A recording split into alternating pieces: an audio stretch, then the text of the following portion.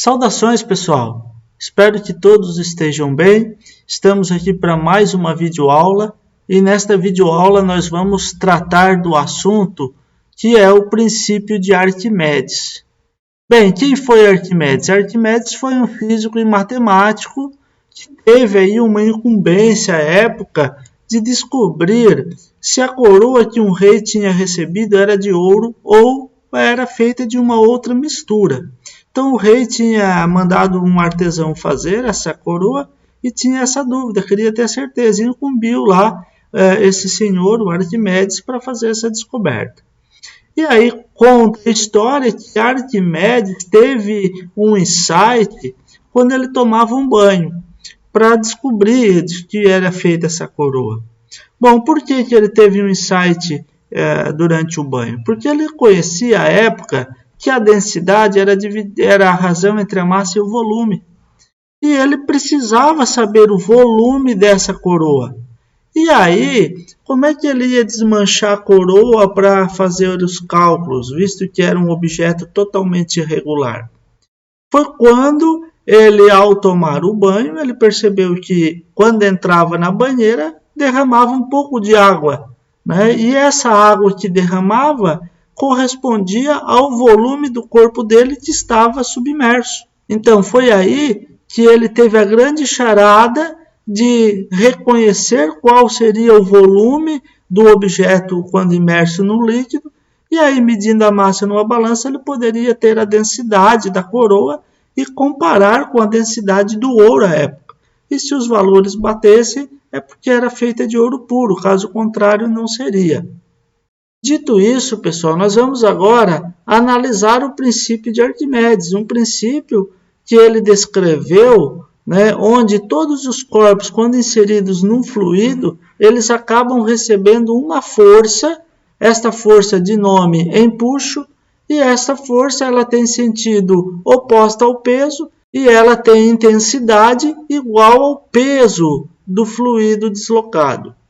Bom, a gente vai ver melhor esse princípio aqui à frente. Vamos primeiramente entender o que é bem esse fluido deslocado. Todos nós sabemos que quando nós temos aí um jarro contendo líquido, e se nós colocarmos uma pedra com um determinado volume dentro deste jarro, o nível do fluido vai aumentar. Não significa que vai aumentar o volume de líquido. Preste atenção, o volume continua sendo, por exemplo, se é 1 litro, continua tendo 1 litro de água. Mas o nível aqui acaba aumentando. Esse nível que acaba aumentando corresponde ao volume deste corpo aqui, no caso a pedra, que foi deslocado. Então, esse líquido, essa água, teve um volume deslocado. Eu trago aqui para vocês, então, que o volume deslocado é igual ao volume do corpo que se encontra no interior do líquido. É claro que se somente meia pedra estivesse dentro da água, o volume deslocado corresponderia à metade do volume da pedra. E aí, pessoal, eu trago aqui para vocês umas imagens que vai ilustrar para vocês o significado do peso do fluido deslocado. Então, imaginem aqui um objeto. Esse objeto está sendo medido a sua massa, no caso aqui está expresso já em newtons, então é o peso desse corpo quando ele está imerso no ar. Percebam aqui que o peso desse corpo aqui está sendo medido o valor de 4 newtons. E aqui uma balança, né, com um copo aqui e um recipiente contendo aí líquido. No caso, poderíamos falar aqui água, por exemplo. E aqui o nível do líquido está na iminência de derramar, tá? Bom, o que acontece quando essa pessoa coloca esse objeto aqui dentro da água? Então, está aqui nessa figura ao lado. Ao inserir na água, a água acaba exercendo uma força para cima, chamada de empuxo. Tá? Então, esta força faz com que esta balança não registre mais o peso que ela tinha anteriormente. Ela tinha aqui 4 e aqui neste exemplo ela está mostrando apenas 1. Para onde foi esse 3 aqui, que é a diferença das marcações? Esse 3 certamente foi a sustentação exercida pelo líquido. Então, o que Arquimedes observou? Que esta balança ela estava registrando 3 newtons. Ora, quando esse objeto foi colocado dentro d'água, deslocou um volume. Então, deslocou aqui um volume correspondente ao volume desse corpo.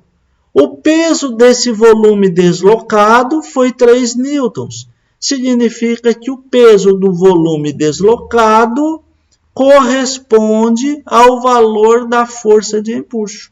Olha aqui, 3 newtons na balança e essa diferença aqui de peso é 3 newtons. Então, observem isso, tá? Então, a conclusão é esta aqui, que o empuxo corresponde a isso. Então, a gente sabe fisicamente que o empuxo é o peso do fluido deslocado. Então, seria o peso desta quantidade de líquido aqui.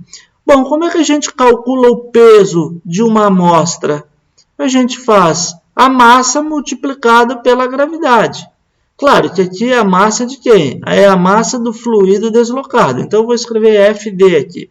Isso aqui nós poderíamos chamar de equação número 1. Bom, nós sabemos também que a massa específica de um líquido é a razão entre a massa e o volume do líquido.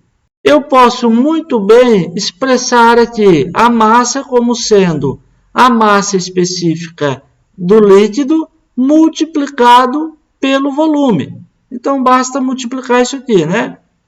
Bom, onde eu quero chegar? Eu quero chegar aqui, Se aqui nós temos a massa, eu posso trocar essa massa por densidade vezes volume. Esta equação aqui, número 2, ela pode ser substituída na equação 1. Então, pessoal, substituindo essa equação 2 aqui, na equação número 1, o que a gente vai ter? A gente vai ter o seguinte, o empuxo vai ser, ao invés de massa, vamos escrever massa específica, multiplicado pelo volume, multiplicado pela gravidade. Bom, mas aí vamos colocar alguns índices. Quem é esse líquido que a gente está usando aqui? Esse aqui é o fluido deslocado. E esse volume, qual seria? Esse volume não é todo o volume do líquido, é o volume apenas deslocado. Então, a gente tem aqui a nossa equação sendo empuxo igual a densidade do fluido vezes o fluido deslocado vezes a gravidade. Esta aqui é a fórmula que a gente usa para calcular o empuxo. Eu trago aqui para vocês no slide número 6, essa equação reescrita aqui bem bonitinha. Aí eu mostro para vocês aqui as unidades que a gente irá utilizar. A massa específica a gente vai usar o quilograma por metro cúbico. A gravidade todo mundo sabe que é metros por segundo ao quadrado. E o volume, obrigatoriamente, também vai ter que ser uma unidade do SI, vai ter que ser metros cúbicos. Então, aqui nós temos a equação, suas variáveis e suas unidades. Eu trago aqui para vocês no slide número 7, uma análise do que ocorre quando um corpo sólido é inserido dentro de um líquido, por exemplo. Então, o que está acontecendo aqui na figura número 1? Esse objeto, ele afundou dentro do líquido. Se ele afundou, é porque o peso dele é maior do que o empuxo. Então, se o peso é maior do que o empuxo, ele acaba afundando. Claro que isso só vai acontecer quando a densidade do corpo for maior do que a densidade do fluido. Então, quando isso acontecer, o corpo irá afundar. Agora, pessoal, se o peso for igual ao empuxo, o que vai acontecer? Ele não vai nem afundar e nem flutuar. Ele vai ficar aqui em repouso. Então, ele vai flutuar aí no interior desse fluido. É claro que esta condição ela vai existir somente quando a densidade do corpo for igual à densidade do fluido. Nesta figura número 3, o que está acontecendo? Bem, pessoal, aqui já é uma situação final, mas eu vou falar de uma situação intermediária aqui.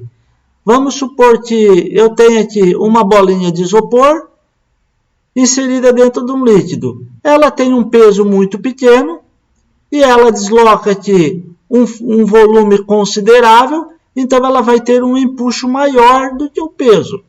O que vai acontecer com ela? Ela vai subir, tá? Ela vai ter um movimento para cima. Bom, quando isso acontece, ela vai flutuar. Claro que se a gente fosse desenhar esse objeto aqui na parte de cima do líquido, eu não poderia desenhar o empuxo maior do que o peso. Por que, gente? Que a gente não pode fazer isso? Porque isso dá a sensação de que a esfera continuaria subindo e ela iria para o ar. Isso não ocorre. Por quê? Porque à medida que ela saiu de dentro do líquido, o volume deslocado se torna menor. Vai ser só a metade, por exemplo, da esfera. E se nesse caso o volume se torna menor, o empuxo acaba se tornando menor também. E aí o empuxo acaba se tornando igual ao peso. Por isso que nessa figura eu já coloquei aqui diretamente o peso igual ao empuxo. Tá? Por quê? Porque ela já está aqui na superfície do líquido. Só a metade da esfera que está dentro d'água aqui. Tá? Por isso que o empuxo se torna pequeno. Bom, nessa condição, o corpo flutua na superfície do líquido. Sempre irá acontecer isso quando a densidade do corpo for menor do que a densidade do fluido. Após essa explanação, então, pessoal, vocês têm condição de entender aqui por que um balão se sustenta no ar. O peso do balão, né, ele é igual ao empuxo, a força que o ar está exercendo sobre ele. E é óbvio, como o ar ele tem uma densidade muito pequena, precisa ter um balão com volume muito considerado para que o volume seja alto e aí tenha um empuxo que consiga sustentar o peso do balão. Se esse balão murchar, esse volume aqui vai se tornar zero e aí o que vai acontecer? Não vai ter sustentação, o balão vai se despegar. É claro que os pilotos aqui de balão, o que eles fazem? Eles não deixam o balão murchar, eles apenas diminuem aí o ar aquecido dentro dele e aí reduz um pouco o volume e aí o balão acaba descendo. O empuxo, pessoal, também pode auxiliar no entendimento do movimento vertical do peixe na água. Ele tem uma bexiga natatória. Quando ele infla essa bexiga, essa bolsa de ar, ele aumenta o empuxo. Se ele aumenta o empuxo, ele pode subir, né, sem bater aqui a sua cauda. Ele também, se diminuir a bolsa de ar, ele pode descer. Então, essa bexiga natatória auxilia o movimento vertical do peixe. Nós vamos agora, pessoal, resolver aqui 2 exemplos para finalizarmos a nossa aula.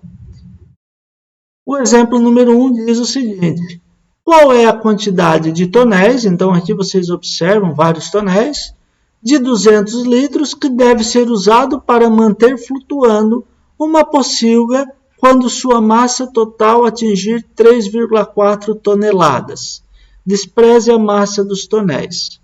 Aqui nesta imagem, pessoal, vocês estão vendo uma pocilga. Esta pocilga, então, ela tem esse peso, né, que é constituído da construção dela e dos animais que estão ali dentro.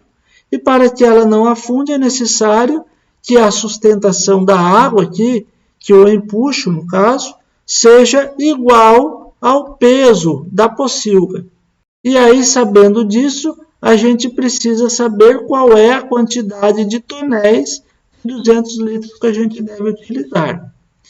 Então, gente, aqui vai ser um número de tonéis que a gente vai tentar descobrir quanto que vai ser. Isso aqui é o volume de um único tonel. E aí a gente sabe que a massa total aqui dessa pocilga é de 3 toneladas. Nós sabemos também que a água ela tem uma densidade de 10 na 3 kg/m3 e também que a gravidade é 9,8 metros por segundo ao quadrado. Todos esses dados estão anotados aqui no slide número 13, tá? Bom, aqui eu faço uma menção que a massa é 3.400 kg, a massa total, e também uma menção aqui que o volume de 200 litros equivale a 0,2 metros cúbicos. Que a gente sabe, né, que 1 metro cúbico equivale a 1.000 litros. Então, fazendo uma regra de 3, vocês vão encontrar esse volume de 1 tonel. A gente vai partir então, pessoal, do princípio que o empuxo é igual ao peso da pocilga. E aí, a gente vai substituir aqui as fórmulas que a gente conhece. O empuxo exercido pela água é dado pela massa específica da água, multiplicado pela gravidade, multiplicado pelo volume deslocado. Igual ao peso da pocilga, que é dada por massa da pocilga vezes a gravidade. Bom, gente, nós temos aqui a gravidade aparecendo nos dois lados da nossa equação. Nós podemos simplificar. Então, eu posso muito bem encontrar aqui qual é o volume deslocado aqui, né, para que haja essa sustentação. Fazendo o quê? O volume deslocado vai ser a massa da pocilga, que é o 3.400 kg, dividido pela massa específica da água, que é 1.000 kg por metro cúbico. Então, o volume deslocado é igual a 3,4 metros cúbicos. Então, pessoal, não finalizamos o problema aqui. A gente sabe que o volume total aqui de todos os tonéis tem que ser 3,4. Então, se um tonel tem um volume de 0,2, quantos tonéis são necessários? Basta fazermos uma regra de 3, né? Se um tonel tem um volume de 0,2 metros cúbicos, quantos tonéis precisaremos ter para dar um volume de 3,4 metros cúbicos? Bom, x vezes 0,2 igual a 1 vezes 3,4, que é o próprio 3,4. Então, o número de tonéis vai ser 3,4 dividido por 0,2, que vai dar um total de 17 tonéis. Então, esta aqui é a nossa resposta do problema. Pessoal, eu poderia fazer o mesmo raciocínio aqui por uma bomba de irrigação flutuante, que tem muito na nossa região aqui, para irrigação das culturas de arroz. Então, vocês poderiam aplicar isso em diversas situações. Aqui nesse exemplo número 2, nós temos o seguinte. Um cubo está suspenso por um fio fora e depois dentro d'água. Então, nessas duas imagens aqui, está fora da água e aqui está dentro. A massa do cubo é 0,4 kg e seu volume é 180 cm3. Calcule a força exercida pelo fio antes e depois da imersão do alumínio na água. Então, gente, olha só. Nós temos aqui a massa do cubo, nós temos aqui o volume do cubo. E aí a gente sabe, né, que esse cubo aqui, ele tem um peso e esse fio aqui está suportando esse peso. Então, aqui seria a força do fio. Claro que nós estamos aqui com o cubo imerso no ar, então teríamos também aqui a considerar o empuxo do ar. E aí a gente precisa saber qual é a força que esse fio está fazendo. Aqui nessa situação, quando ele está imerso na água, teríamos o peso do cubo, nós teríamos o empuxo da água e também nós teríamos a força que o fio está fazendo. E aí nós queríamos saber qual é a força desse fio, né, quando ele está imerso na água. Então, o princípio físico para a gente compreender a solução é este. Queremos saber o fio, nós sabemos que tem peso e empuxo. Claro que aqui é o empuxo no ar e aqui é o empuxo na água. Vamos usar algumas relações matemáticas para fazer esse cálculo. Aqui nós temos todos os dados do problema anotadinhos. Eu fiz apenas uma questão de transformar aqui de 180 centímetros cúbicos aqui para metros cúbicos, né? Fazendo o quê? Dividindo isso aqui por 1 milhão. 1 milhão é porque 1 metro cúbico tem 1 milhão de centímetros cúbicos. Então, a gente faz essa divisão. Bom, gente, a gente parte do princípio, então, de um equilíbrio existente aqui, ó, nesta aplicação das forças. Se esse bloco está parado, significa que a força aplicada pelo fio mais o empuxo do ar tem que ser igual ao peso do objeto. E aí, pessoal, eu também posso dizer que a força exercida pelo fio será o peso do objeto menos o empuxo do ar. Logo, a força exercida pelo fio vai ser igual à massa multiplicada pela gravidade, que é o peso, menos o empuxo do ar, que será dado pela massa específica do ar, vezes a gravidade, vezes o volume de ar que foi deslocado. Claro que esse volume de ar deslocado corresponde ao volume do cubo, certo? Porque todo cubo está imerso no ar. Se a gente substituir todos os dados, a gente vai ter aqui a força do fio, que é o que o problema pede. Então, vamos lá. A força do fio vai ser igual à massa do cubo, 0,4, multiplicado pela gravidade, 9,8, menos a massa específica do ar, 1,29, vezes a gravidade, 9,8, vezes o volume deslocado, que é o volume do cubo, 0,000180. Bom, pessoal, multiplicando 0,4 por 9,8, nós vamos ter 3,92. Isso aqui é unidade Newton, né? Porque é peso. Menos essa multiplicação toda aqui vai dar aproximadamente 0,002, também Newton, porque isso também é uma força. Percebam então aqui, ó, que o empuxo no ar é muito pequenininho. Então a força que o fio está fazendo aqui é basicamente o valor do peso do bloco. Bom, mas esse basicamente, vocês percebem, por causa que essa diferença é muito pequena. Mas o valor aqui, 3,92 menos 0,002, dá 3,918 newtons. Esta aqui é a resposta da letra A. Já na letra B, pessoal, quando está imerso aqui na água, a gente vai seguir o mesmo raciocínio. Se isso aqui está em repouso, né, significa que a força do fio mais o empuxo da água tem que ser igual ao peso. Bom, logo a força do fio vai ser igual ao peso menos o empuxo exercido pela água.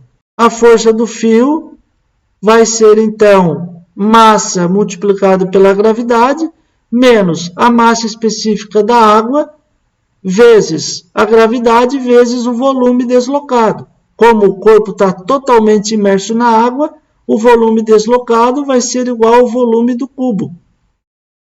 Logo, a gente vai ter a força do fio igual a massa do bloco 0,4 vezes 9,8, menos a massa específica da água, 1000, vezes a gravidade, 9,8, vezes o volume deslocado, que é 0,00180. Novamente, aqui a gente vai ter um peso do bloco aqui como sendo 3,92 newtons, menos essa multiplicação aqui da força de empuxo vai dar 1,794 newtons. Percebam agora, pessoal, que o empuxo é quase a metade do valor da força-peso. Logo, gente, a força de empuxo ela é muito considerável nessa situação. E aí a gente sabe que o fio vai exercer uma força apenas de 2,156 newtons. Está aqui a resposta da letra B. Por isso, gente, que a gente dificilmente considera a força de empuxo do ar, porque o ar tem uma densidade muito pequena e quando o volume dos objetos é pequeno, esta força de empuxo é praticamente desprezível. Agora, nos líquidos, não. Os líquidos já têm um empuxo muito maior e aí precisa ser calculado. Finalizamos por aqui mais essa videoaula. Espero que vocês tenham compreendido essa temática. Se gostaram, deixe seu like aí nesse vídeo. Se quiserem, se inscrevam no meu canal. E aí a gente se vê numa próxima videoaula. Um grande abraço, pessoal. Tchau, tchau.